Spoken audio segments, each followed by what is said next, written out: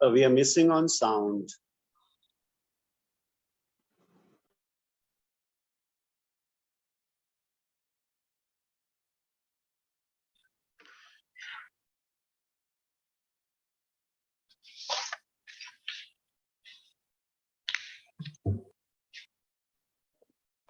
So we'll start the webinar now.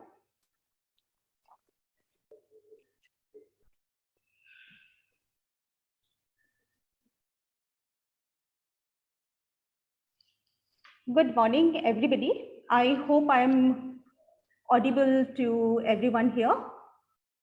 Am I? Please raise your hand. Yes, you're audible. Yes. All right. Good morning, everybody. I'm Dr. Nandini Biswas, and on behalf of Mangalam University, I welcome you all to today's webinar on a very interesting topic, which is self-development in trying times. This is not only an interesting topic, as I just mentioned, but it is also a very relevant topic.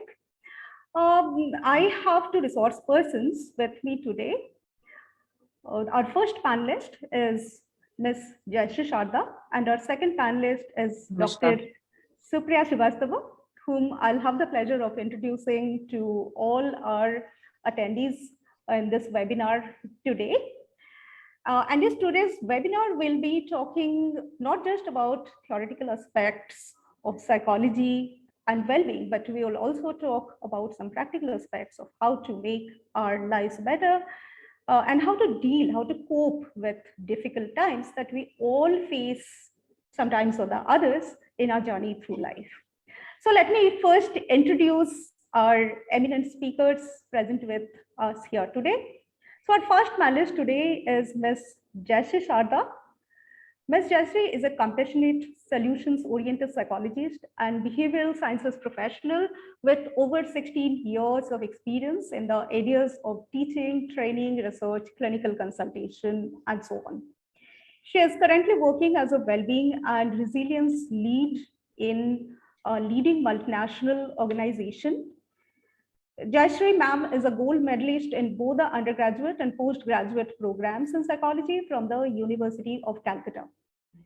In her practice, she applies principles of positive psychology and mindfulness in her treatment methodology. Jaishree ma'am loves nature, traveling, and she is very keen in keeping active. She loves reading fictions and biographies, and her favorite book is The Fountainhead by Ayn Rand. She is currently trudging through Mein Kampf by Adolf Hitler with her 13-year-old son. Our second panelist today is Dr. Supriya Shrivastava, who is an assistant professor in the Department of Psychology at Mangalam University. Dr. Supriya has done her master's and PhD in psychology from Jamia Millia Islamia, New Delhi. Her topic of research was enhancing well-being through gratitude exercise, examining the role of spirituality and humility. Prior to joining Mangalam University, Supriya ma'am has worked as an assistant professor in Amit University. She has published several papers in national and international journals. Her interest areas include positive psychology, health psychology, personality, and clinical psychology. I welcome both our panelists to our webinar today. Thank you, ma'am. Yes. Thank you so much.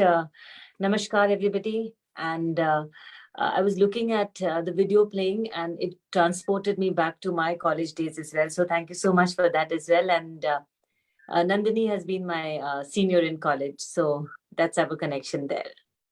Yes, and I'm very sure that today we are going to have not just an informative webinar, but also something that our participants listening to the webinar today can use in their own lives. Sure, All right. Yes. Yeah. Our topic today, as I said, is a highly relevant one, not just for our participants here, but for everybody across the board. See, we all have been through some trying time or the other. Like, there is no one who has not been through some trying time in their lives. Even a baby goes through some trying time or the other in its life. When we talk about trying times or difficult times, one most relevant and applicable example that comes to mind is the recent pandemic, whose shadows, we can say, are still lingering in the lives of people and the lives of a nation. We all have survived the pandemic, and kudos to us all. Congratulations to us all for having trudged through those difficult and trying times. We all have had that experience. But beyond that also, there are certain times in the lives of people, each one of us, which can be called as difficult, troubling, trying, or you can use whatever jargon you like, but these are stressful times for each one of us. So our webinar today focuses on how to cope with these difficult times. You see, there is no way any human can avoid those trying times. They will be there whether we want them or not. Definitely we do not want them, but they will be there. So how to cope with them? How to remain healthy and happy and to grow ourselves even when we are growing through those difficult times, like it happened, as it happened in the case of the pandemic time. Some people coped it better than others. So what is it they had in them? Or if you talk about the life of any city, which is going through some calamity, some devastation, some problem, you can take the case of any natural calamity also. Then also some people will be coping with those difficulties better than others. So what are these inner strengths? What are these capabilities? What are these competences? What are the skills that helps us cope better with those problems that we cannot avoid better than others? And can these skills be learned? And how? If this can be learned, we are going to discuss that, whether these skills can be learned at all, or some people are resilient by nature, they are born with these capabilities, or this will be cultivated in a lifetime. And if those can be cultivated, then how? That is what we are going to discuss today in our long webinar. And that's why we have two experts who are luminaries in their respective fields, and the two experts will enrich us with their knowledge, the practice-based knowledge. And one more thing that I want to address here is our webinar today, panel discussion or webinar today will focus mostly on college students, school and college students. School students who are in the last 2 years, plus 2 stages of the school, and college students who have joined college and are currently studying in different colleges. So my first question will go to our panelist, first panelist, Supriya ma'am. Ma'am, you see, students do have some trying times in their lives. Typically trying times of all of us. When we were students, we have also gone through those trying times. Like think of the night before you have to submit an important assignment, or the night before the examination. So these are stressful times. But beyond that, there are certain typically trying times in the life of students that almost all students will encounter. So I would like to know from you, ma'am, what are some of those trying times in the lives of students, especially students who are currently studying in the last 2 stage? Over to you, ma'am. Okay, yes, ma'am. I remember a quote saying that life is full of smile and tears, joys and sorrows mixed with fear. Although to us it seems one-sided, life is pretty well divided. Life is full of ups and downs, rise and falls. And this is what life is all about. We have our joys, so we have our sorrows as well. Different stages of life, we face different type of challenges, different type of conditions where we have to deal with them. There are many such examples or instances which we can term as difficult times in our life, like midlife crisis in a person's life, breakups, changing friendships, failures, divorces, losing a job, getting older, and so on. But if we come to specifically, we talk about students' life. I would like to give an example of a theory which was given by Erik Erikson. It's termed as a psychosocial development. In this, he talks about different stages of human life. Basically, he talks about 8 stages of human development, and at each stage, we have a particular conflict. And if that conflict is resolved well, we grow as a personality grow, we develop towards a good, a good personality is developed and formed. If we are able to resolve that conflict well at every stage. And coming specifically to student life, that's adolescents. When they are from adolescence, they are going towards adulthood.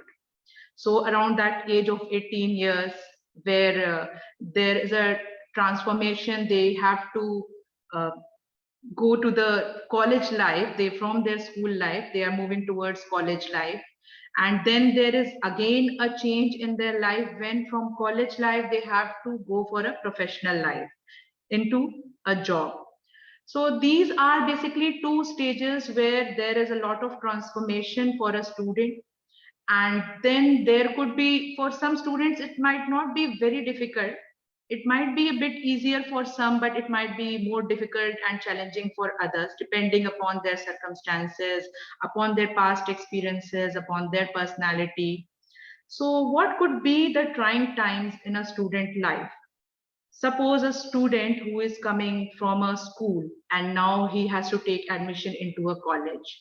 So taking admission into a particular college, into a particular stream itself is very challenging, for because what course or whatever university that student will choose will determine his or her future career. So that's a very tough time for students. There is a lot of peer pressure upon them. So they feel that whether we should form our own identity, whether we should choose our own path, or we should or get influenced by others. A lot of parental pressure is also there on them. So that is a time where a lot of stress could lead them into negative feelings and depressive thoughts. So that is one of the issues with student, or a trying time for student. Then when they have come to the university or college, then adjustment issues, there are a lot of adjustment issues with them. How to adjust in an entirely new environment where the things are so different. Earlier they were in schools, they had a different experience, different mindset, the way they were taking classes, the friend circles they had, the time management, everything has to be changed in college. And so this also becomes very challenging time or difficult time for them. Then there could be some students could be going through some financial crisis sometimes, like some. That's why I said that it's not that all will go through all difficult times or difficult phases. For some it might be easy, but for some it might be more difficult. So these are some things. Then relationship issues. In schools they had a set of friends, the type of behavior they used to display with them. Now they have to make new friends, they have to adjust with that. So sometimes students are more comfortable amongst their own gender, interacting with their own gender. Then there are times where they have to work in team, in groups, so they have to interact with the opposite gender as well. So for some it will be comfortable, some might find it very challenging and very difficult. Then forming an identity. They had an identity when they were in school, or suppose we take example like one who is going to into a professional front. He was in a college, suppose now he is going for a job. He will have to make an identity, because we say first impression is the last impression. So making of that first impression, how you want people, others to understand you, how you want to present yourself. So that is also a very challenging thing and a very difficult time, that how uh, we have to present ourselves professionally or into college. So these are some times. And apart from that, there could be some family issues. That would be like if there is a loss or death of someone in a family, in the student's life it happens, or any such relationship issues could also affect them. So that could be a difficult time. And these are some difficult times that students would feel, and they would feel that if they are able to resolve this, then it's good. If it's not resolved well, it could lead them into depression, into several psychological disorders. So that can be an issue. Thank you so much, ma'am. You have very nicely put the different challenges that all students are likely to go through, sometimes or the other during their journey through school and college life. Ma'am, towards the end, you spoke about certain consequences if those stressful events are not handled well. So I'd like to now ask our second panelist, Jaishree ma'am. Ma'am, you heard Supriya ma'am talking about the different challenges, and naturally, these are all quite stressful in the lives of students. So what could be the consequences if those challenges are not handled well? Yeah, thanks for posing the question, and thanks, Dr. Supriya, for sharing all of that. I think the conflict or the turmoil at this stage is because somewhere they are having to handle so many things all at the same time. So maybe one or two issues they can handle, but this is the time when they have to make an identity, when they have to look for a career, when they are not sure in their relationships, and all of this combined leads to this kind of a turmoil or a challenging time. No wonder it is very, very difficult period of storm and stress. It is. Before we talk about the consequences, I personally believe that all of us have a tremendous capacity within ourselves to handle all of this. So, yes, if not handled, there will be difficulties, challenges, stress, and its effects. We will talk about that. But all of us, whoever is listening, not listening, present, not present, the human spirit, the human, we are very, very resilient. So somewhere we have it in us to handle it all. But if for whatever reason we are unable to handle it, if sometimes it becomes too overwhelming, very, very common or, something which all of us can relate to is stress. So what is stress, if we say what is stress, so for example, I can handle so much. Okay, I'm handling. The demands are coming, I'm handling so much. But sometimes if it keeps hitting me, if the challenges or the turmoil or the problems in my life keep hitting me and all, maybe it's not enough. My strength is not enough and I crumble. Okay, so if the demands of my environment is more than my ability to cope with it, that is when I feel stressed. Again, we have tremendous capacity to handle stress. As I said, right, I am here and you can keep hitting me, I can handle it. But continuous, too much, or too long. So if the strength of the turmoil is so much, or if there are too many things pressurizing me, that is the time when probably, I may crumble. So what is the effect that we see? What are the consequences? To answer your question specifically, it shows, number one, it shows on our physical health. So stress reactions are definitely seen in our physical health. Now, again, it depends upon individual to individual which part of your body reacts to stress. Some people report headaches, some people report stomach issues, skin issues, hair fall, can't sleep, appetite goes for a toss, you name it. In fact, if you think about, your body, if you think about from top of your body to the bottom of your body, any part, internal, external, there is not even a single organ which is not affected if there is stress. So I will not go to the extent, say that stress causes something, but it is one of the factors which, can lead to even, they say heart attacks and cancer also, for example. So there is a negative effect if we don't handle it. Apart from that, stress and its reactions, two things, I think, two places where we can see the consequences of this turmoil. One is at a personal level. So if I am not able to handle the issues and if it continuously hits on me, somewhere, I doubt myself, my ability to deal with it. Added with it, if there are negative experiences, sometimes I may go into a negativity loop. So, one thing leads to the other and maybe I don't see a way out. And it's just a negativity loop. It just takes me down, down, down. I am confused. I don't know what to do. I don't know where I belong. I think one important point which happens in this stage is, people's, they don't, as far as my gender role and identity is concerned, there's confusion about that as well. Where do I belong? What am I doing? What is the meaning of my life? So these are the consequences and these are the effects in case I'm unable to handle. Second thing, uh, also in my social relationships, right? So we're all here, we all know the importance of social relationships. In case there's too much turmoil, my relationships gets affected.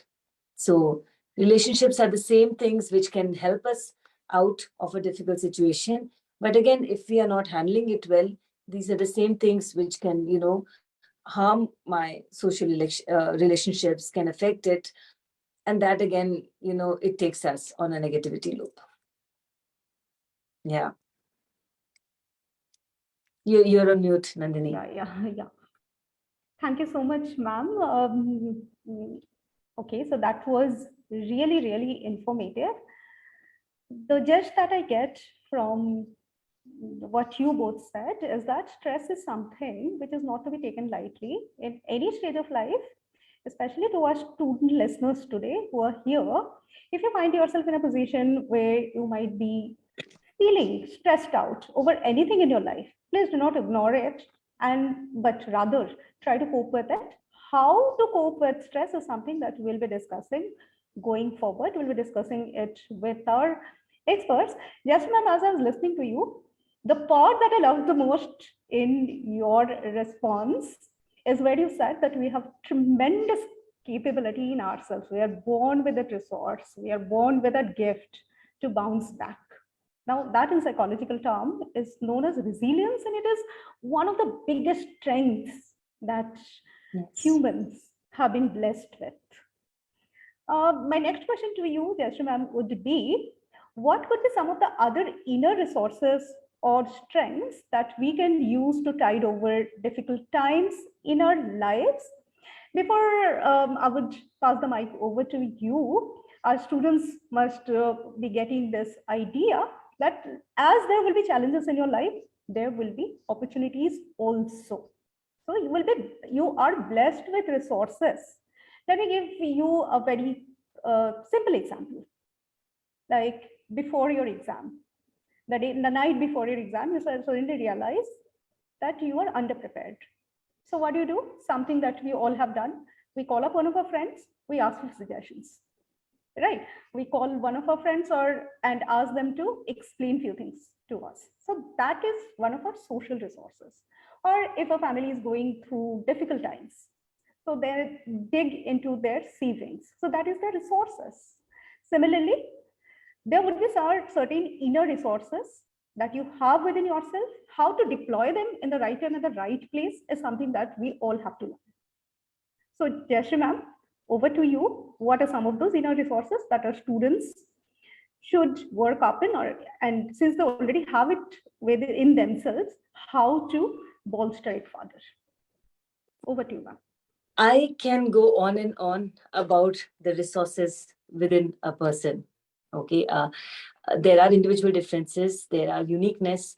Maybe what you have as a resource, I may not have. Okay. But let me share, let me share something which I have in mind with you all. Okay. To answer this. You see my screen, everybody? I don't know if our students can answer. What is this? Oh, I think is it blurred? You can text. If you have any question, which I should have said earlier, if you have any question for our panelists, please write your question in the text and our panelists will take it up. As ma'am is asking you, what is this? What do you see in her hand? Please let us know by writing in your chat. Yeah, is it visible clearly, or I think I see a blur? You may probably hold it a little. Yeah, from Kriti, we have this answer, 100 rupees note. Kriti, all right. Thanks, Kriti, for your answer. You see that. Anybody else has any other answer? Anavi also says, yes, I also see 100 rupees note. Thank you, Anavi. Everybody's seeing 100 rupees note. Okay. I also see this as a 100 rupee note. Nandini, you also? I think. Yeah. Okay, all of us see this as a 100 rupee note. Okay, so now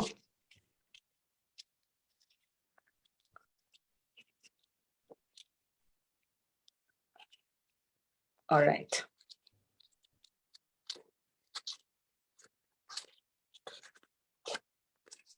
Okay.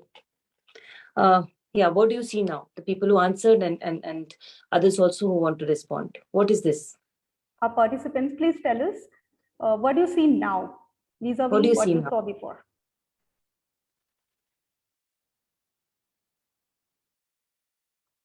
Any confusion? Do we have any answers? What is this now? You saw it was a 100 rupee note. What is it now? Kriti, Anavi, what do you see now? And the others also? Yes, Kriti writes 100 rupee note, but it is folded. Thank you, Kriti. It is And folded. Anavi, Okay. do you have any answer? But what is the value of this particular paper? Can somebody answer? What is the value of this paper? If I say it is a paper, right? Anavi, Kriti, what is the value of this paper? Like compare these 2 times and can Nandini, anyone you tell tell us? me. Yeah. You tell me. What is the value of this paper? I think the value is the same, 100 rupees. I can buy with this note whatever I like to buy, whatever it can bring me, like it could even 10 minutes back before you folded it. Yeah. So the point is, it was a crisp 100 rupee note, right? And the value was 100 rupee. When I go to the market, if I give this, I can buy something of which is worth 100 rupees. This is folded, this is crumbled, this has gone through. I see that this has gone through some stress. I don't know if this video is disturbing for some people. Sometimes, to me, it is disturbing to see a note going through all this. But the idea is that, even if it goes through all of this and all, the value still remains 100. The value is not decreasing, right? If I still take this crumbled note to the market and want to buy something, I can still buy something. So the point is that your inner resources, okay, whatever it is that is yours, that is within you and all, the value of that resource remains. Whether, it goes through a difficult time, whether there is an external pressure on it, whether the note gets crumbled, whether I step on the note, whether it gets dirty, okay, the value still remains, right? So the resource that you have, yes, some of you didn't ask me, but you could say that if it goes through a lot of turmoil and if it tears, then what happens, right? So yes, I'm not denying the fact that if it is too much, sometimes it may tear, but this note to tear takes a lot of time. It's not like something happens and it gets torn. And again, we have ways to use it even when it is torn. So did I answer your question, Nandini, that the value or the inner resources are present in people? What are those? What are unique and specific to each one of us? That is different. Okay. Some people have some skill set. Some people have competency. I may have a very good social capital. Okay. I may be an introvert, but I may have a lot of inner resources. Okay. Who can take that away from me? Who can take away my social capital? Who can take away my competency, my experience, my expertise? Nobody can, right? It's just that sometimes in life, because of our experiences, we start doubting ourselves. No need to doubt. We are what we are, right? The value remains. Thank you so much, Jaishree ma'am, for that beautiful, beautiful answer. That is something that I'll remember for a very long time. And I'm sure that our young listeners today would also find these words resonating with them for a very long time.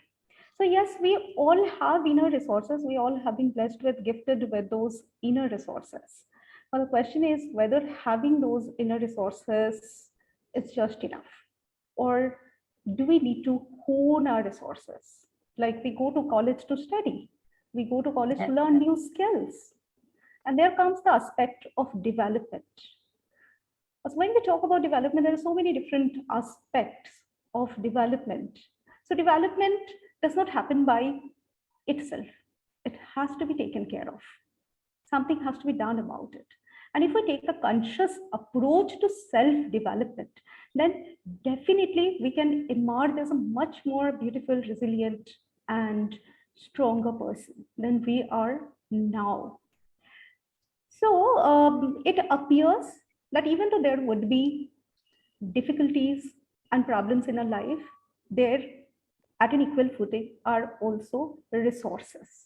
And we are also blessed with this capability to develop those resources. And this is in psychological terms known as self-development, developing ourselves. Since this terminology might be a little difficult to understand or difficult to relate to our young minds present here today, I would now like to ask Supriya ma'am, if you could explain in slightly greater detail for our student listeners today, the meaning of self-development as it applies to each one of us. Over to you, Supriya ma'am. Yes, ma'am. Self-development is a process through which a person grows. Like everyone is born with some potential. We each have capabilities, but till a time comes where we are able to, show that capability, we won't know that it even existed within us. So when there are times when are difficult times, and then we have to tackle those things, then we think about and how we can tackle that situation, be what resources are required. So that process through which we handle that situation very well, we tackle that situation, that is where we grow as a person. So uh, there could be, there is a mindset of people which is known as fixed mindset. And if people have a fixed mindset, then what happens, a situation comes and the person starts questioning themselves that whether, no, this is not, I have never done this before, someone other is better than me in doing this, but in performing this particular situation, or what others will say, or do I have that thing in me? So a lot of questions are there which a person asks, and then it stops him from taking any initiative in any such situations. Now if we shift our thought to a different mindset, which is known as the growth mindset, what happens, we start exploring in us what we have. Maybe we had never done that, we have never tackled this type of situation before in our life, but it's okay. We have to find in our past whether there had been any situation like that, any difficult situation where we were able to, successfully come out of that situation, tackle that situation. So that will give us motivation further, that if we have dealt with any such situation, not, it might be not that severe, even a small situation, it would motivate us to take action in the present situation and try and solve that issue or the problem that's arising. So as the person go through this process, they develop certain skills in them, they develop their experiences, they develop in entire personality. Okay, so that's self growth. That's something, realizing your potential and, utilizing them, and then converting them into something more meaningful, giving meaning to your experience, giving meaning to the situation. That's something what a person means, we mean by personal growth or self development. Thank you, ma'am. Very nicely put. So, couple of lessons that I take from the panel discussion that has happened so far. That there will be challenges in life, number one. Number two, there is something called growth mindset, vis-a-vis just, floating or just going through life. Now, growth mindset, third, the lesson that I take from your conversation so far, that growth mindset starts with an attitude. And the fourth lesson that I take is growth is something that happens throughout our life. Growth never stops. We have to take a positive approach towards it. We have to be in the driver's seat If we decide to grow ourselves, nothing can stop us, no matter how much adversity we might be facing in life, but we can still keep on prospering ourselves. We can still move forward. One phenomenon that we all, psychologists have faced sometimes or the others in our clients, or even in the general population, or even in our relationship, is that people after a certain age start believing that there is nothing to look forward to in life, that no growth is possible. And they often come out with that statement also, I cannot change now because I'm 40 plus, because I'm 50 plus. So my capability of growing has stopped because I have reached a certain age. So the underlying belief is that growth happens only up to a certain period.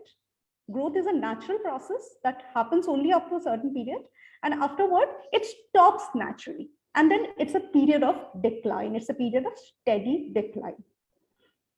But that is not true, as you both so cogently expressed. Growth is something that keeps on happening. And if we take a positive approach to life, and Supriya ma'am, you are an expert in positive psychology. So if we take a positive approach to life, if we believe that life is a beautiful journey and every day there is something or the other new to learn, then we have already inculcated in ourselves something that is called growth mindset. So that's an attitude that we practice each day. It might not be so easy on a day-to-day basis, but we have to keep reminding ourselves that life is a beautiful journey. And we have it in ourselves to grow us into a more and more beautiful person. So always have that potential of growing our own inner self, our capabilities, and that learning never stops. It's a continuous process of learning, and we must not forget, even for a moment, even when we're going through very difficult, tough, dark times in our life, we must not forget that we have it in us, that in our core, that capability. Like if we would refer to the theory of Rogers, that potential of self-actualization is something that we all are born with, that inner psychological core. My next question now will go to Jaishree ma'am. Ma'am, how can one develop himself or herself an attitude or growth mindset? Attitude of growth mindset. Put in other words, how can one develop himself or herself into a psychologically resourceful person? Over to you, Jaishree ma'am. What a fantastic question. I wish I had the answer to this. then I would be, that resourceful person. But I think life is a journey, and we learn and we attempt to learn, which you rightly said. And I personally feel very, very strongly about learning. So the day you think that you know it all, whichever field you are in, sometimes psychologists also feel, I think, that we know it all. That is a little tricky place to be. So number one, having an attitude of learning. Okay. This I see this working in all spheres of life, in your personal life, especially in corporate culture, where what you know today or what your skill set today that you have, it may be redundant tomorrow. So if you do not continuously keep learning, updating yourself, then it is not taking you anywhere. So having that number one attitude of learning is very, very important for any sphere of life.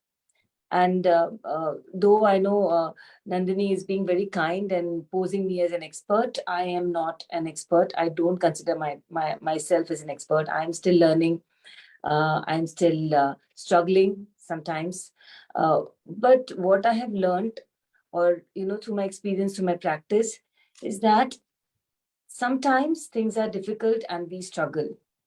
Okay, and it is all right. So even though we try to have a positive attitude, we want to develop, we want to look at the opportunities in the challenges and all that, sometimes things just don't work that way, and it is all right. So that is something which I wanted to share with all of you. Okay, so To give some specific answers to your question, Nandini, okay, so I'm wearing a diamond, okay, I'm not showing off, but if you would see any stone, semi-precious, precious stone and all, if you see them in a raw form, they're just like rocks and pebbles.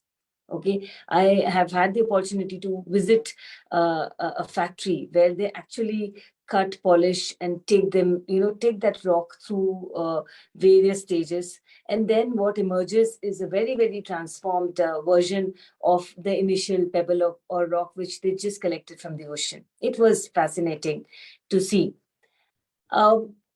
Relating that to ourselves, to us, probably we are raw, we are pebbles, and sometimes we might have to go through hardships, challenges, difficulties in life to emerge.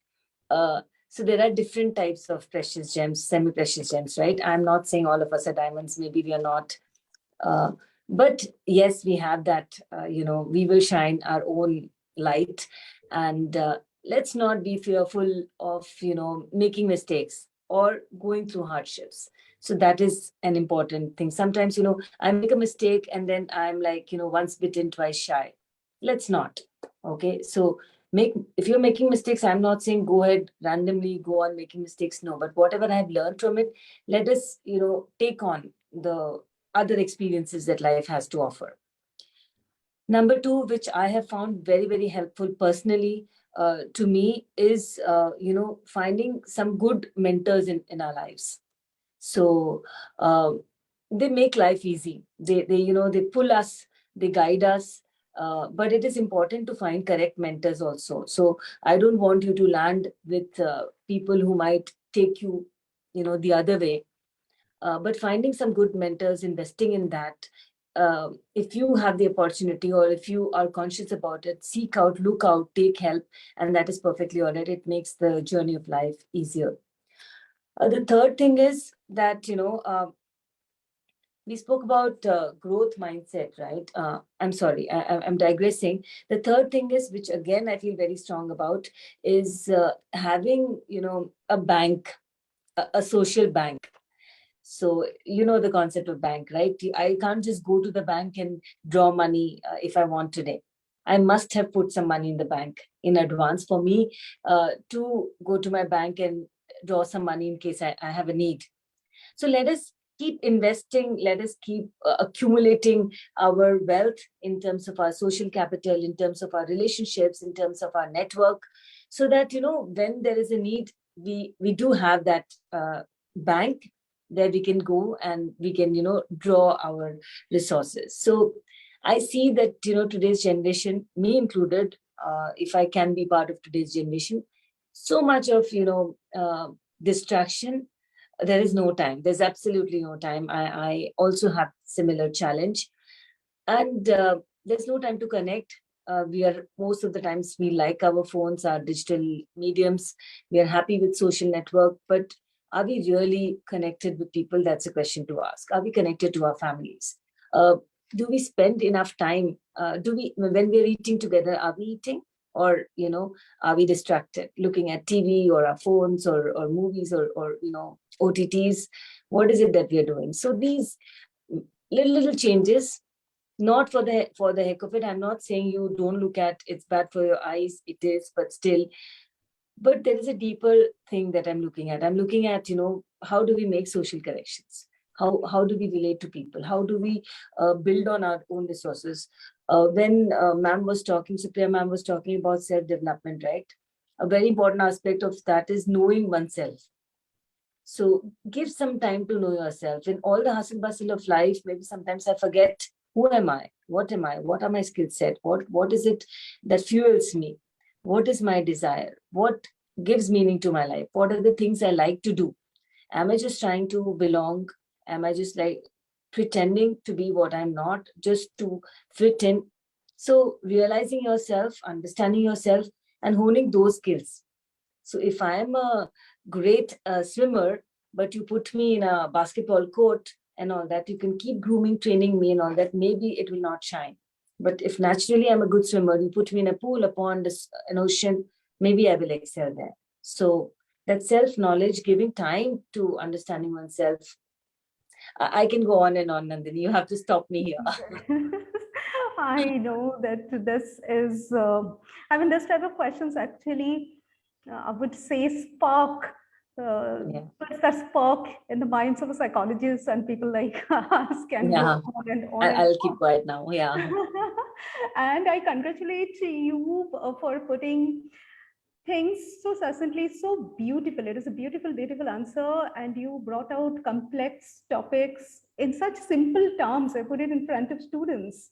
I'm sure they have taken a lot of learning from what you have said and Supriya ma'am has said, and they are going to practice this into their own lives. So very correctly, ma'am, that the journey to a growth mindset starts with self-knowledge. And that is an aspect that is often ignored. In my counseling practice, and I'm sure that is a commonly recurring experience for many psychologists, I have seen people who are highly qualified with many years of experience, but very little knowledge about themselves. So if I ask them questions like, what was it that was going through your mind just before you said that? So oftentimes the answer comes as nothing was going through my mind, which means that we are often not aware of what is passing through our mind. And what is passing through our mind is a reflection of what I am. So first we need to be aware of who we are, what we are thinking, what are our goals in life. And once we are aware of our strengths, once we are aware of our weaknesses, we already have taken a few steps on the path of self-development. We are already halfway there. A little bit has to be covered, and the journey becomes easier when we have that knowledge as a resource with ourselves. Supriya ma'am, you have heard Jaishree ma'am talking about the ways how we can inculcate a growth mindset in ourselves. Since we have a lot of students with us today listening to our webinar, ma'am, I'd like to ask you whether you could share some specific tips with our young learners to inculcate that growth mindset, develop themselves into a more resourceful person. Sure, ma'am. See, most of the time we do a lot of talking. It's like even I was sitting here, if you are sitting here right now, though you are listening, but you are talking also. Like we keep talking to ourselves. Okay, so that's the very important aspect that we miss, that how we talk to ourselves, self-talk. So if I keep talking to myself, I keep telling myself I cannot do this, it's not easy, it's like this, I keep on uh, doing that negative talk to myself, then definitely unconsciously it will affect me, it will affect my personality, it will affect the way I'll present myself, the way I'll deal with others, and a lot of impact it will have which I will not even realize. So it's very important to stop and pay attention to what I'm talking to myself, what thoughts are coming in my mind, and how I'm dealing with that thought. Whether continuously I'm telling myself, I cannot do this, I cannot come out of the situation, I cannot deal with this. So these type of talks we have to stop. You have to stop, you have to think that no, if this type of thought comes, you have to convert that thought, okay, into a more positive thought. Say that, okay, it's a situation, accept it, it's difficult, it's challenging, don't deny that situation, because there are situations that are difficult, and yes, this is something difficult, this is a trying time in your life. Accept it first, bring acceptance, then you start dealing with it. You say that I can do it, instead of saying that I cannot do this, you say, you replace it with a positive thought. So it's very important replacing the negative thoughts with your more positive thought, then giving meaning to your experiences, to any situation. Start experiencing. See, most of our time we are just, our thoughts is somewhere else, and we are talking to a friend and we are eating, we are talking to a friend, or we are making notes, or many such things. We keep on doing parallel processing. In that process, we are not able to actually experience anything. So it's very important to experience the smallest things, like eating or talking to a friend. you have to experience that in that moment. So that's mindfulness. So that's very important to have a thought of mindfulness, that what I am doing, am I experiencing it or not? Because till you experience it, you cannot, uh, bring it into your memory, form a memory, and bring that into use further.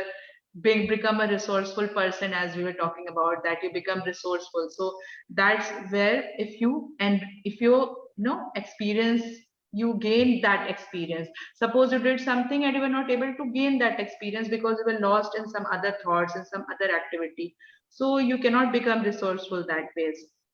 And then, as ma'am was saying, self-care. Till you love yourself, you cannot expect anyone else to love you. If you do not love yourself, you hate yourself, you keep telling negative thoughts to yourself, and you expect that the person in front of you will love you, it won't happen. You start loving yourself. Give time to your own self. Means, what are my likes, what are my dislikes, what are my strengths? There are, in interviews we keep asking questions, what are your strengths and weaknesses, and people are, most of the students are unable to answer that. At that time when we ask them, then they think, ma'am, I'm thinking about my strength, I don't know my weaknesses. So this is, you have to give time to this, of thinking about your strength, your weaknesses, then turning that weaknesses, how to deal with that weakness if you have some. And definitely, as ma'am said, that we are in a continuous process of growth. We do not never stop growing. We keep learning. So accept that I have faults, I have difficult times, I have problems. You accept it, and once you've accepted, only then the next process of dealing with it will come. Then there is resourcefulness. You become resourceful, inner strength, your inner qualities, your hobbies, your whatever activities you love, all this will act as your inner resource. Then there is your outer resource as well. You make connections, you make suppose you go to a new environment and you try to find the same experience that you had in school, you try to apply here in the college also. You say that I had a certain set of friends, a type of friends there in my school, and you start finding that type of people in your college also. So that is where you should stop. You should, you know open yourself to new experiences.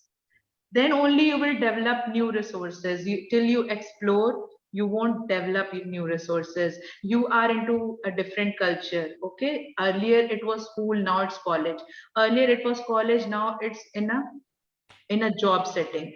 So you open yourself to experience new people, to experience new ideas, and to accept new ideas and new people. That ways you will develop your outer resource. So that's also very important. So these are some points, tips from me.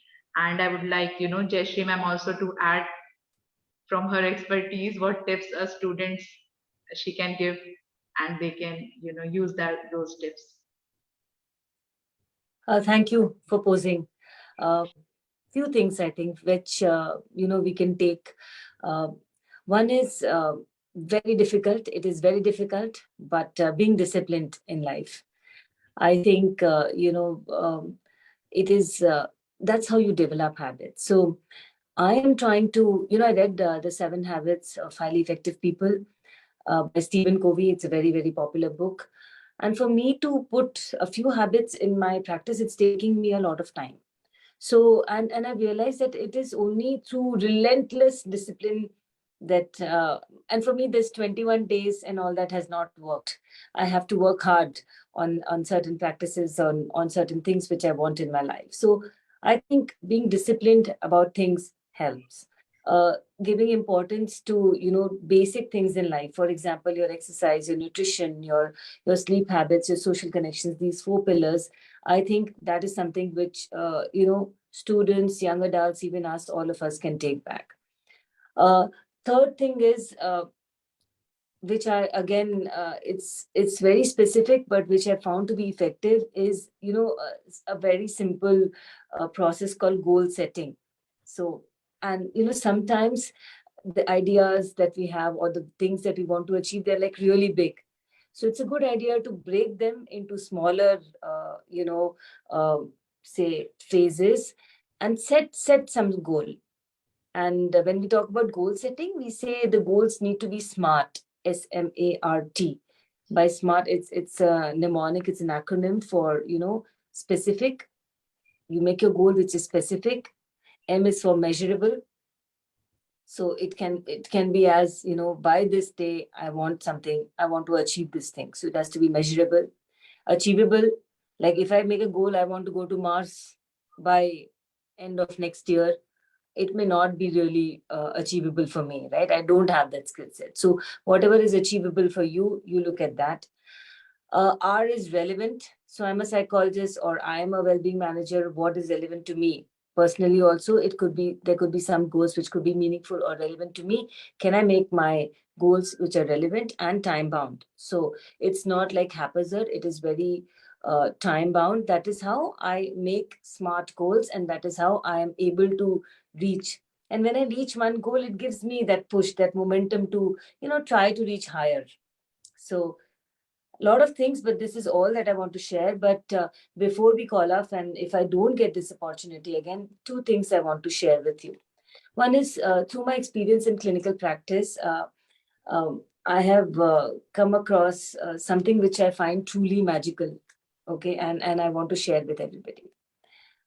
Sometimes, when we are affected by negative thoughts, negative feelings, difficult thoughts, difficult feelings, even difficult experiences for that matter, and we try to, work on it, we try to do something about it, all of this. But the magic is, or the magic happens when, you will realize that if you just sit with your thought, if you just acknowledge the thought. For example, if I'm talking about the thought, if you just sit with your thought, if you just acknowledge your thought, if you don't judge it and all that, you will see, and same thing stands for experiences, same thing stands for your feelings. Magically, they go away. So, even if you had the best of the experiences, it doesn't last. Even if you had the worst of the experiences, it doesn't last. So, what is it that we are fretting over so much today? It will affect, I will be affected. And sometimes I feel that, if it is a challenging time, then even getting affected is all right. But it doesn't last. Tomorrow is another day. So, I think it's really something which empowering, actually. This idea is empowering that, even the toughest of times, they don't last. And second thing is, sometimes it is all right to ask for help.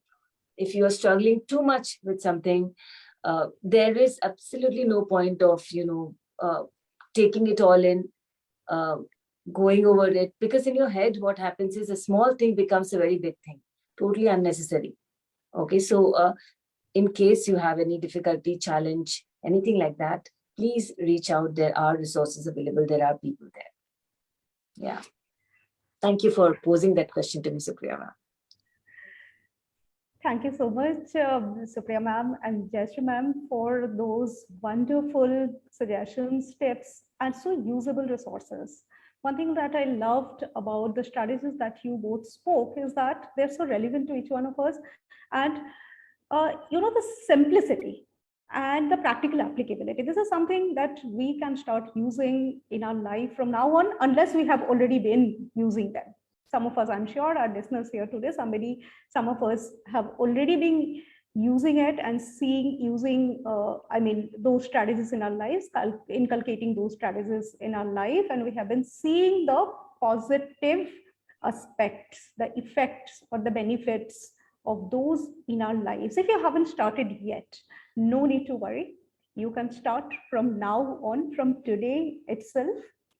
And I can almost with 100% certainty tell you that in a month, you will see a lot of change happening within yourself. So that is the kind of conviction with which we psychologists, practicing psychologists, speak, because we see those changing people's lives. So two of the strategies that have emerged recurrently in our discussion till now today are the values of positive thought, and the other is physical care. self-care, physical, taking care of our body and mind. So our panelists have spoken today of the need to have a growth mindset, to look at things in a positive manner. Like Jaishree ma'am said, no matter how difficult or tough the day might look to you, tomorrow is another day. Tomorrow is after all another day. So you can always tell yourself so. And it is so very convincing. This is so very comforting that your day does not have to end with your problems today. There is a continuity. The sun rises again today. The radiance This and too shall rise pass, again. we say. This too shall Yeah. pass, whether it's happy This time too or shall bad pass. time. Yeah, This this shall too shall pass.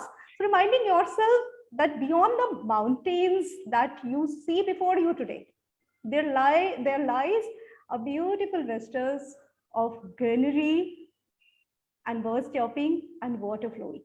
So you have to have that courage in yourself, that conviction in yourself, that resolve in yourself to be able to climb that mountain, cross that mountain. So that is about positive thoughts, something that we all are aware about, but trust me, it takes some practice. It takes a lot of patience, perseverance, and regular practice to cultivate that mindset of positivity in ourselves. Like we often say that what you see in a glass half full of water, do you see it half full or half empty? That is something that we are always using in our commonplace conversations. But the beauty of this analogy is that it's a very strong analogy, and no matter how many times we might have used it, it still drives the truth that it lies in my eyes, it lies in my mind of what I exactly see. So in the most difficult times, we should never forget that we still have those inner strengths in us. We have them. We just have to deploy them. Another strategy that has come out very clearly, the less said about the better, and the more said about, again, the less, that is taking care of ourselves. So we all are aware of this. Even then, we tend sometimes not to put enough emphasis on it. So having healthy meals, eating at regular intervals, ditching junk food, which is okay if you're having it once or twice in a week, but having junk food on a daily basis is something that we must all let go. And then exercising, regular exercising, keeping fit, and then inculcating hobbies, etc. These are some of the positive traits, habits, discipline, etc. that when practiced has tremendous ability to bring about change in our lives. So thank you both our panelists for bringing out those points so beautifully. And those strategies have been most helpful, I'm sure, for our students. Students, if you have any question, participants, if you have any question, please let our panelists know by typing that in the chat box. Now, you all know that this panel discussion is organized by the Department of Psychology at Mangalam University. Now, throughout the webinar today, we have heard about mentoring and the importance of applying psychological principles in our lives, such as doing the knowledge of ourselves in our lives. Now, I want to tell our student participants present here today that these are the very foundations on which the Department of Psychology is functioning at Mangalam University.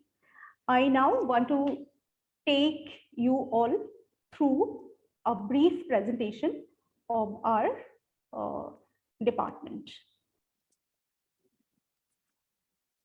I am sharing my screen. Do let me know whether it is visible. Is it visible, Jaishree ma'am? Yes. Supriya? Yes, it's visible. All right, so this is a brief presentation of our department in psychology. And as I mentioned earlier, that our department's philosophy embodies all that we have spoken till now. It is based on the foundations of positivity. So we started our journey in 2019. That way, we are maturing. We are not a very old department, but we have come a long way from where we had started. Currently, we are offering BA honors course in psychology and MA in psychology. And this year, we will be offering PhD psychology program as well. So what is unique of our department? So see, we place a lot of emphasis on experiential learning. Of course, when you are pursuing a graduate programs, you are supposed to learn a lot of academic courses, but we have ensured that your knowledge just does not remain within the premises of the textbooks. That's why our curriculum is based on actual practice-based principles. So when I say practice-based principles, the curriculum has been designed in such a way so that you can take the day-to-day learning from classroom and apply them directly in your own life. So as you learn psychology, you see yourselves developing as an individual. So we place tremendous emphasis on the assumption that a strong individual precedes a good psychologist. Unless you are a strong individual from within, you won't be able to help others. And you all know that helping is the most fundamental duties and responsibilities of all psychologists. So we place a lot of emphasis to ensure that the learnings that you get in the classroom, in the laboratory, those learnings translate into nurturing you as an individual. So at the end of every year, every semester, you see a lot of change in yourself as an individual. And it's not just in terms of the learnings, not just in terms of your knowledge, but your self-development. This is something that we have been talking about in this webinar. We have internships, mandatory internships. From this year, we'll have mandatory internships. We have a fully functional placement cell, which helps us in placing our students into internship assignments. And again, our placement cell is very active, and they have been successful in placing our students into different hospitals and companies as well. To give you an example, one of the leading sports brands had come to us. I'm not taking the name of that brand, but they have come to us with requirement of psychologists. So they're trying to understand the mindset of their customers, and they came to us with a request for sending a few interns to work with them for 2 months. So we keep getting such kind of requests from companies and hospitals from time to time. With regards to our curriculum, you see, again, we inculcate a growth mindset in it. We practice what we preach. So our curriculum is revised every year, and a lot of deliberation goes into it. We take an interdisciplinary approach. We make sure that our psychologist students just do not limit themselves into knowledge related to psychology only, but they also learn principles related to other disciplines. Now, some of you might have this question that what subjects are we expected to learn in this 3 years program, or if it is MA in psychology, in this 2-year program? See, you will be learning core psychology subjects such as general psychology, experimental psychology, research methodology, developmental psychology. I mean, you would be studying at least 20 papers in the first 2 years, and then there will be discipline-specific electives. For instance, if you want to become a clinical psychologist, then in the 3rd year, you will find yourself specializing more in clinical psychology and less in other disciplines. vis-a-vis for organizational psychology, vis-a-vis for counseling psychology. If some of you have an interest in forensic psychology, we have created that room for you in our curriculum as well. Do you only study psychology courses? Not at all. We have created a basket of open electives and value-added courses. Open electives mean that you get a chance to learn from other schools. For instance, if you are pursuing psychology honors and you are interested in fashion, don't worry. You will find yourself in a position where you can choose a course from, you can say, boutique management. If you're interested in English literature, if you're interested in Chinese, so you will have an opportunity to learn those courses as well. Why do you have open elective? So that you are enriched as an individual and the sphere of your knowledge grows, so that you are not just limited to your core courses, but you get an overview of what is happening around you. So that open approach is something that we very strongly believe in and we inculcate in our practice. Apart from that, you will have value-added courses. Now, there are two very interesting value-added courses that we have come up with this year. So I was telling you that we keep revising our syllabus every year, curriculum every year. And I was telling you about the practice-based approach that we take. Exactly with this mindset, we have introduced two new courses, very interesting courses. One of them is Science of Happiness. So you can actually learn practical strategies of how to become a happier person. Not only you can learn them, but you can also teach these skills to your family members and to your friends and relatives. So start learning from day one, you start growing as an individual through what you learn. And the second course is again very, very interesting and which is very relevant to what to the topic of our webinar today, that is resilience and well-being. We are very excited to start these two courses, and we are very, very convinced that we'll see a lot of changes coming over in our students as they learn those principles pertaining to these two courses and apply them in their lives. Now, a little bit about the Department of Psychology's faculty members and their areas of expertise. Our faculty members, we are currently 4, but we are growing our department.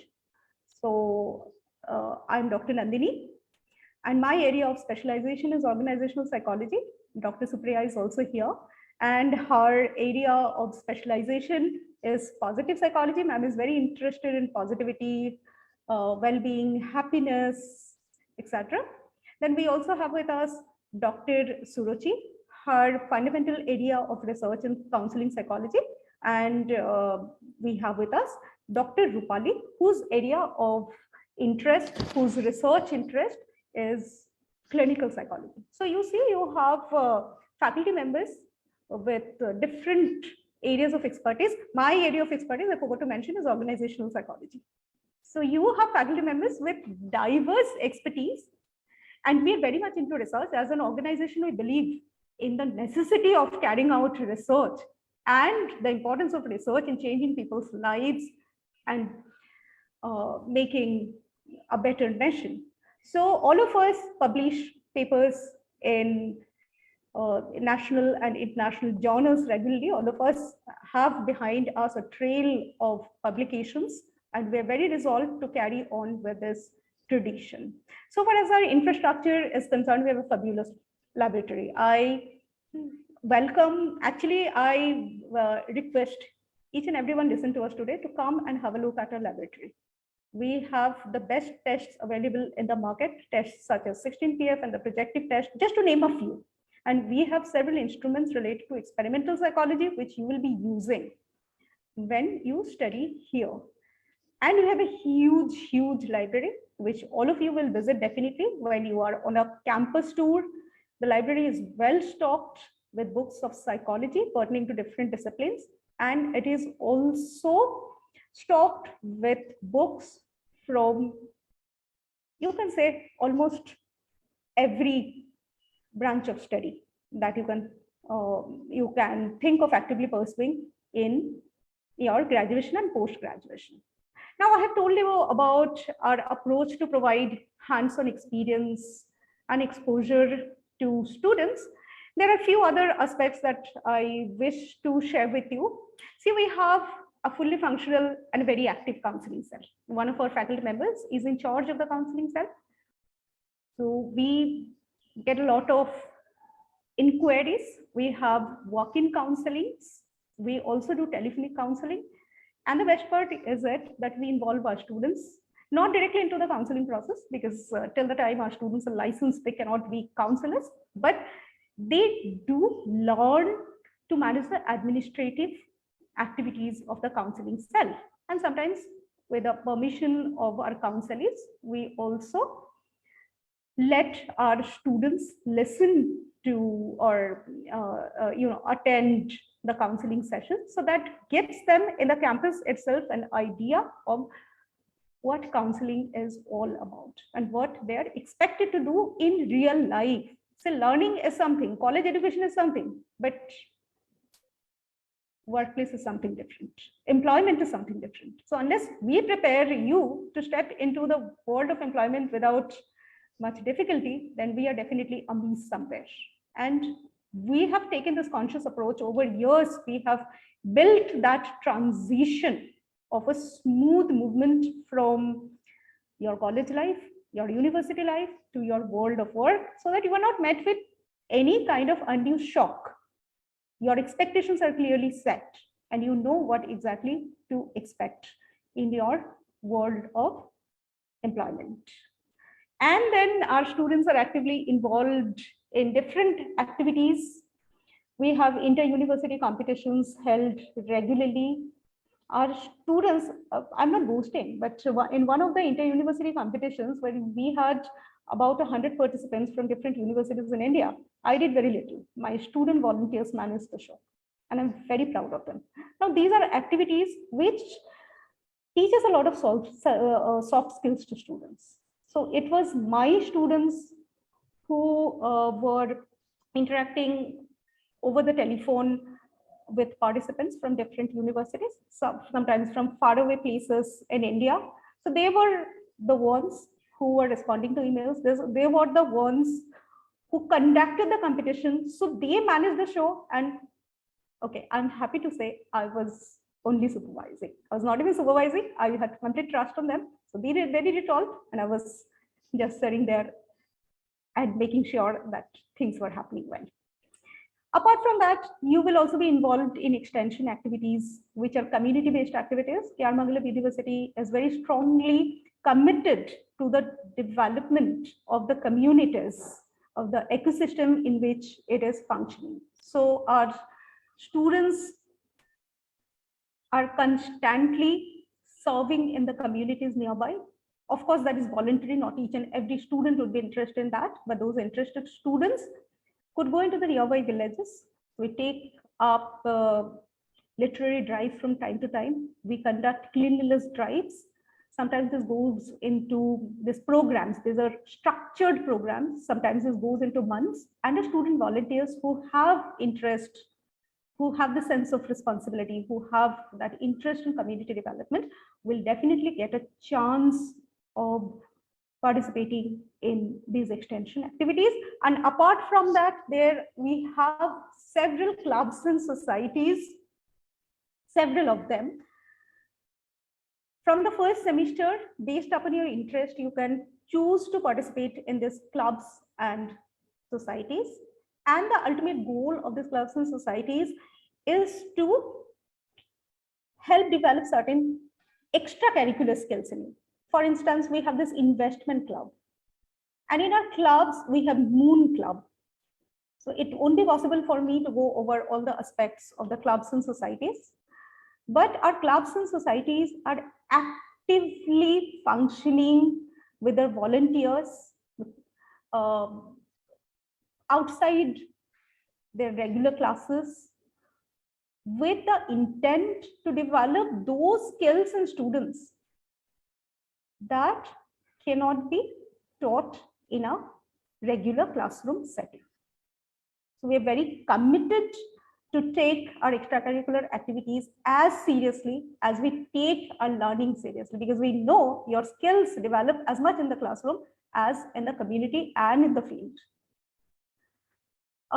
So this was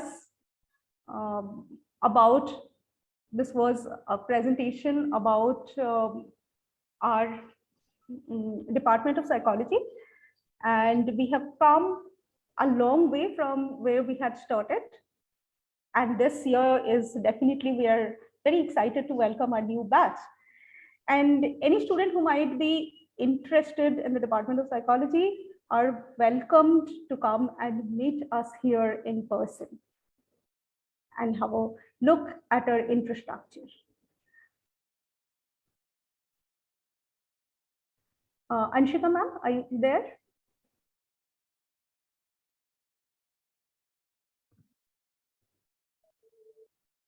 Anshika ma'am?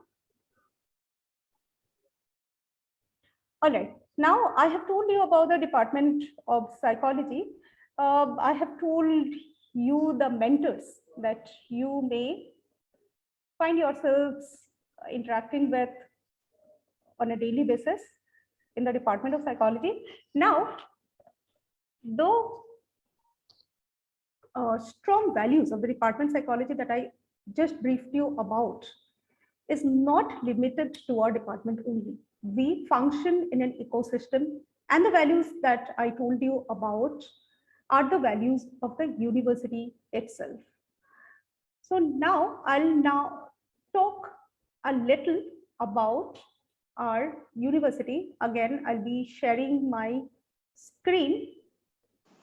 Nandini ma'am, may I help you to take care of the university? Yes, sir. Yes, sir. That would be very nice. You have been exerting yourself as a moderator, as a department,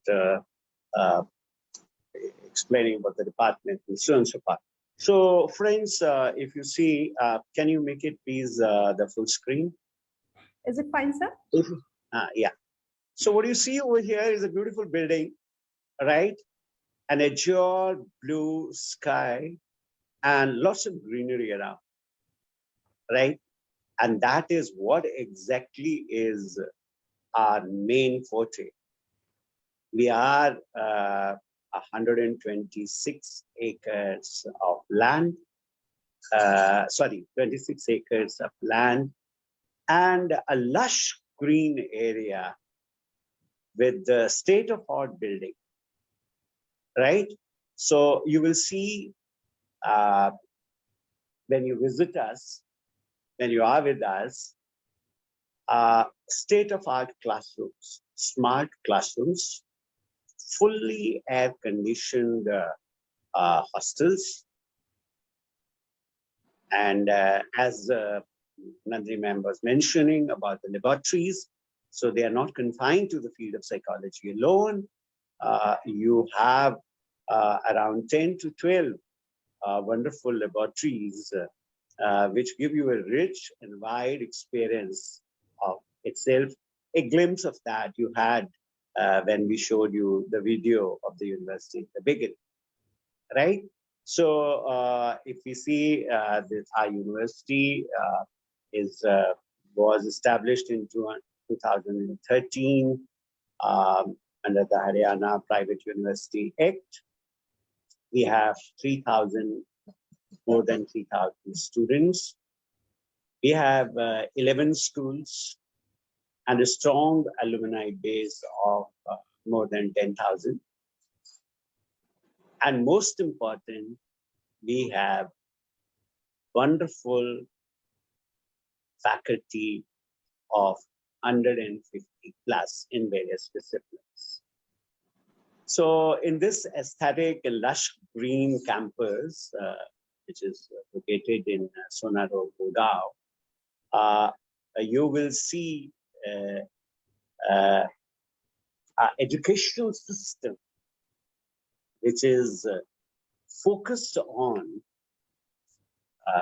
transforming the young minds. So our motto is empowering youth and empowering the nation. So we take care of the future leaders. And how do we take care of the future leaders? Is we are pioneer, I would say, in terms of interdisciplinary approach. And Nandini ma'am mentioned of it very clearly that once you join us in the psychology stream, you are not just confined to the psychology stream. We give you a choice regarding electives. You can choose to learn Chinese, you can choose to learn law, you can choose to learn on aspects of marketing. We give you a lot of choice, right? And we are unique in itself that we have an innovation center and we have an incubation center in our university. Now, what makes us very clear, and we have won an award to this effect also, is our industry connect. Like we have made in psychology, internships are compulsory, mandatory. You have to go to the field to learn practical aspects, right? So same way with all the branches, all the schools, we have affiliated ourselves, we have collaborated with different kind of industries, which I'll explain you later on in the coming slides. So we offer scholarships and we are giving you all kind of facility because we claim we are a state-of-art vibrant campus, gym, hostel, other facilities, right? So when you visit us, we have so many exciting things to offer, right? Let's go further in this plate of excitement, what all we have for you. So if you see this screen very clearly, we have, as I said, 11 schools. So we have engineering and technology. We have BTech in computer science, electronics. We have BTech in your AI, machine learning. We have BTech in your CSC with specialization in UX, UI, and over here our specialization is very clearly that we give you industry exposure straight. Now, this industry exposure is not like this that you are taken to industry and you work in industry for some time, so you are industry ready. So, as Nandini ma'am was saying, that every year we revise our curriculum. So, we have on our board, of studies, experts from the industry. Apart from academicians, we have experts from the industry. Now, with them, we try to understand what are the needs of the industry. As the industry is growing, now we are entering into an age of industry 4.0. So naturally skill sets required are very different, right? So to help you acquire those kind of skill sets, and one of the aspects of self-development is very clearly, as we learn, is acquiring new skills so that you are competent enough to deal with new situations, right? So what we do is, apart from the regular courses which are prescribed by UGC, or AICT, what we have designed is certain papers per semester which are industry focused. So here, those papers have been designed in consultation with industry experts, and only industry experts come to our campus to teach. So here you have a unique exposure to the industry experts. And then, for example, we in the, mechanical engineering, we have you got tie-up with Siemens. Now, Siemens are known for, the automation industry. They are into going on for the next generation, right? That is switching over from the fossil fuels. We are switching on to the electric vehicles. So they have developed their own softwares, right? Which help you to design your own vehicle. And when you design something, you put it and run it through the software. You understand very clearly there is a flaw. This won't work over here. So this way, we have collaboration with IBM, we have collaboration with Supriya, we have collaboration with Cementrix. So we are taking care of the latest things. And now what we have come out very clearly is with it's not only confined to engineering, that technology. So we have, please confine yourself to the previous slide. We have, can you go to the previous back? Nandini ma'am, previous slide. If you are doing with us BCA, we give you a specialization of BCA in artificial intelligence, BCA in data sciences, right? We give you BSc honors computer science with the AI, or we give you BSc honors in cybersecurity. So this way, what we have done is we have complete industry collaboration. So we have in the same way in the management and commerce department. Again, we have collaboration in PBA with Cementrix, who takes care of your business intelligence and analytics. We have a very unique collaboration for BComs, and that is with the National Stock Exchange Academy. All right. Now here we give you practical knowledge and understanding and to run the softwares or developed by them regarding the day-to-day functioning of the stock exchange.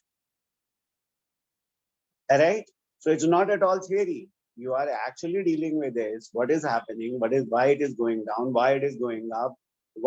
How can you predict? And so on, so forth. Now, if you go further into the applied sciences, medical and allied sciences, we have a fantastic school of medical and allied sciences in which we take care of B Pharma, D Pharma, Bachelor of Physiotherapy. Right? And here also we have deep collaboration with the industry. Everywhere we have a collaboration. And we are very unique in terms of the legal studies because we give you specialization, even in LLB, right? So we have BCom LLB honors, we have BBA LLB honors, we have BA LLB honors, and of course we have LLM honors, LLB as such. So we have School of Journalism and Mass Communication, which is very closely working with leading media industry. And we have with us the Humanities and the School of Education, in which we give, we train teachers both at different levels. We have DLED program, we have BEd program, and of course, we, as Nadine ma'am said, are towards research. So PhD in all disciplines is our forte, right? Now, one point over here I like to add is, in terms of interdisciplinary approach, my students have a choice. Every semester, they can choose one elective. So I can choose cyber laws also, right? I can learn a little bit of English if I want to polish my own, or economics, or applied psychology. And I can learn something about AI also, I can learn some paper on data analysis also. So this is how we are giving you an edge over other universities. So over to the next slide. Now, coming to this, these are some of the companies, leading companies, IBM, Accenture, Siemens. Now here, National Stock Exchange Academy, Semin, Dainik Bhaskar, etc. We have a special collaboration with LinkedIn. And what is this collaboration is that LinkedIn offers more than 15,000 courses. So you can opt simultaneously along with the elective papers and the regular papers you can go in for courses, and that too are done. Those courses are run online by top experts in the who are a part of the LinkedIn learning program, right? Now, regarding another feature regarding our collaboration is like we have collaboration with Siemens and IBM. Now, these bodies are internationally recognized. So, if you are able to qualify one paper or two papers, you get credits. So, by the time you complete your graduation, right, you are earning around 16 to 20 credits, right? And when you earn those credits, though these credits are internationally recognized and they are industry oriented. So when you look for job outside India, you have an edge over others because you already have 16 to 20 credits with you. And they are recognized by various companies where IBM softwares are being used, the Siemens softwares are being used, and you have already have a first-hand exposure to that. So you have an edge in international placement. So next slide, please. Now, what you see over here is E-Yantra Robotics Lab. So in our video, you might would have seen the students working with drones. You'll be surprised that our agriculture students are using drones for various purposes to do the survey. We have just taken one project. That project is to map the water resources in our neighboring areas of the university. So this is our Community Connect program as well. And this is not done only by the agriculture department, air engineering department is also done. So this is how the multidisciplinary approach is over here. This E-Yantra Robotics Lab is another collaborative exercise, and this exercise we have carried out with IIT Mumbai. So here our students, are directly under the mentorship of professors from IIT, and they develop robots and work in this fantastic lab which we have in our campus. Next, please. Now, with the COVID, what you saw was that physical boundaries were no boundaries. Those boundaries simply disappeared. But here in KR Mangalam, we had already taken, we were a step ahead because we invite the best of the best experts from all over across. This is a list of the few experts you see over here who come regularly. There are two things there. They are not only teaching our students, but simultaneously they are mentoring our faculty. Right? So a two-way approach is over there. Our faculty is also regularly learning, which is an important feature which we learned today. That for self-development, lifelong learning is an important aspect. Okay, so this is an aspect we take care of it, that there is a lifelong process for our faculty. They are always, updating their skills. And simultaneously, we are organizing special lectures for our students. Next, please. So now coming to innovative pedagogy, this is another feature of our pedagogy is this that you see this new education policy uh, is all geared towards realizing the sustainable development goals of which we are signatories, right? And whenever we talk of the modern technology, we have to really think in terms of the sustainable development also. So in the campus itself, you will find this smart ashram. Here, this whole ashram has been designed by our this architecture department, right? And we provide a lot of opportunities to the students to work over here and understand uh, what they learn in the classrooms to apply it in the real life, in the real field and all that. And this is why this slide has been termed innovative teaching pedagogy. Next slide. So if you see when Nandini ma'am was explaining about the psychology department, she talked about industry connect in terms of internship. She talked about social connect of ours, our community connect. And very specifically in the program today we learned was that uh, we may have all potential, we may have everything with us, but we may not know.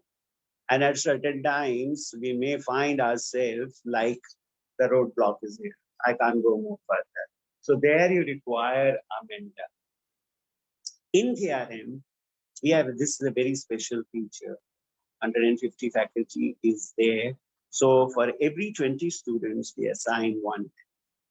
And the role of the mentor is to help you at every step, whatever you go through. Of course, we have counseling cell, etc., right? But this mentor is specifically, whom you can approach anytime when you need their help and all that. They help you to prepare for interviews. They groom your English. They help you even to the how to dress up when you have to go for an interview, etc. Right? And of course, your communication skills, presentations, etc., etc. Now, if you see the fourth slide over here is very specifically talking about clubs in society. So we have more than 28 clubs now. And more are coming up depending upon the interest of the students. These are clubs and societies are the platforms which give you an opportunity to polish your interests. So we have a Reuters club, right? We have the dramatics as well. Okay. So, and you name a club and you are free to make another. And you are the ones who are going to decide the program. You are the ones who are going to. So here comes the team spirit. Here comes the leadership. Here comes the thinking out of the box, taking initiative, which are very important characteristic required when you go as a professional in the place of work. Next, please.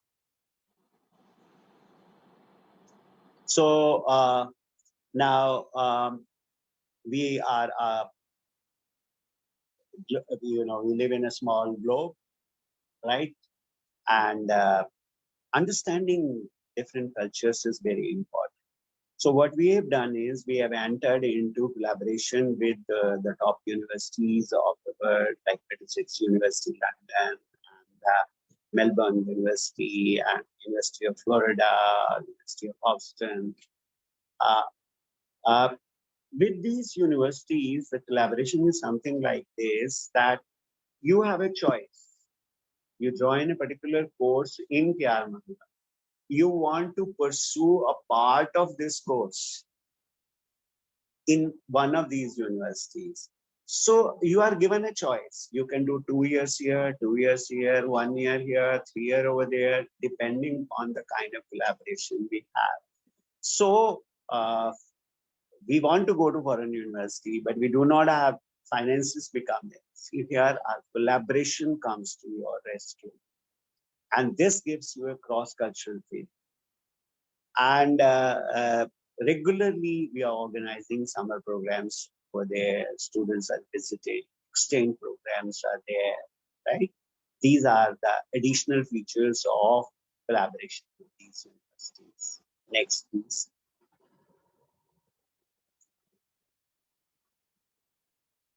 So I think the most important part is, even if I speak for hours, right? And continue to praise our university, it has this. But the taste of the pudding is in eating. So students are the best testimonials. So what you see over here is our student Abhinav Anand. He did BTech in CSC, and he's placed in now in the cargo flesh as the network engineer, and his package is 24 lakhs per annum, right? We have Dipanshu Chaudhary. He was MBA student with us, and he's working as a risk analyst at the Israel Embassy in Canada. We have Juren Kikon. He did the Bachelor of Architecture from our university, and he has joined the best of the best university you can think of, right? Ivy League universities, you know very well, and he's getting a wonderful scholarship of 15,000 US dollar, right?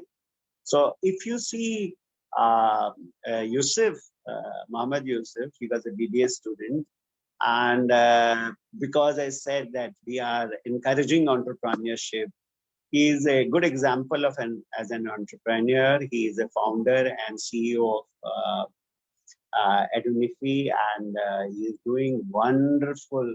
He's earning in I would say more than 24 lakhs, right? What Anand is earning. Right? So these are some testimonials we have given. There are many, right? But these are few examples. Next. So as I explained that Anand got a placement like this, we have a very good placement cell. Nandini ma'am also mentioned about psycho department. So our highest package has so far been 24 lakhs per annum. We are regularly visited by 400 plus recruiters, and 600 odd plus offers are made to our students. You might wonder, over here we have written students placed up to 90%. You might be wondering, what about the 10%? 10% of us go as entrepreneurs. You saw example of Mohammed Yunus, right? Because we have an incubation cell. We bring in industries. You give an idea, we nurture that idea, industry invests in that idea, and this is how it is. So the top recruiters which come to our campus are Paytm, Sunform, KPMG, Medanta, India Bulls, ESCE, and other you will see in this slide. Practically the best of the companies are giving you this, right? So you have Genpact, you have Inmecas. Practically, you talk of it. You have Outlook. You talk of a good company, and they come. And you will be surprised that this did not get hindered even during COVID time. There were online recruiters coming, and our students appeared in the interview online and they were selected. Next, please. Now, regarding any university now, admission usually is very cumbersome, but we have simplified the admission process completely. You have to just meet our admission officer in a form, okay, and register with us. Once you are registered, you appear for an admission test. It's a very simple admission test where we try to understand what exactly is your forte. And then our counselors advise you, guide you, counsel you, let you understand on the basis of your scores on the psychoanalysis tests, right? Where do you, which courses are best for you? And the choice is then left to you. And in this process, you are made to appear for a personal interaction, though the word interview is written over here. Interaction, basically you interact with the faculty, interact with the team, you can meet students. And once you are convinced, then you can pay the fees. And once you pay the fee, you are on our rolls and you become our responsibility. Next. So usually it is thought that private university, fully air conditioned, such a beautiful state of art campus, so many faculty, might be very expensive. So here is a chart which gives you a clear picture of our comparison of the fee structures of various universities in the vicinity of KRM in Haryana and Delhi, Punjab, Rajasthan. We have also taken care of Bihar because many students from that area also come, right? So what you see over here in 3 years degree program and 4 to 5 years technical program, KRM is only charging 1,10,000, whereas other universities are charging 130, 125. Whereas for technical 4 years courses and all, KRM is charging only 140, whereas other universities are charging to the tune of 150, 160, 175, etc. Right? So we are comparatively very cheap as far as our fee structure is concerned. I would say affordable. Next, please. Now, it is a fact, like we were mentioning the problems faced by students or difficult times. Finances are one aspect, right? And Dr. Shrivastava mentioned of that. Finances is one aspect which really bothers some of the students. So we offer a range of scholarships here. We have a scholarship facility offering, deserving our undergraduate students up to 100% scholarship. And we have a fast track admission policy also. Those who score more than 90% in class 12th exam, we give them very handsome scholarship. We give 15% of scholarship for the siblings, up to 50% scholarship on the sports quota, 15% scholarship for children of the defense personnel. We have a special assistance aid, financial aid for the KR Mangalam school students. And we carry out this fast track, admission through CUET 2022. So with that, we come to the end of our today's program. So thank you so much for joining us. And we are actually only a call away, a mail away from you. You can always call us on 011 488 4888, and we will be responding to you. And the best part is this, that you visit us, you have a feel of the campus. You see the campus with your own eyes, right? You visit the hostels, you see the canteen, you see the laboratories which we are talking about, right? You meet the faculty and meet the students and understand from them what kind of experiences they have in the KR Mangalam University. So we look forward to see you, right? Thank you so much for joining us today.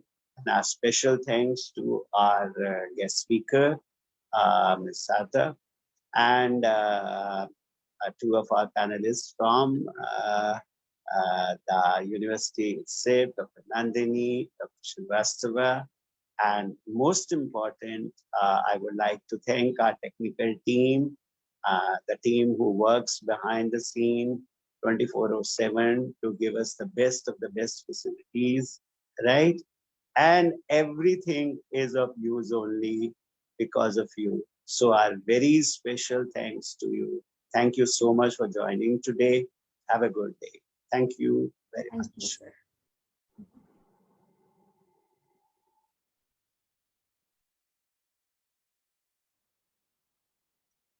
With this, we close the session.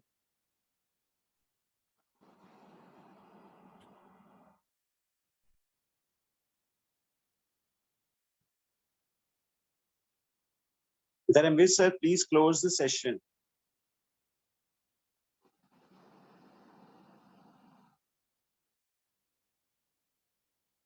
Tahir sir, please close.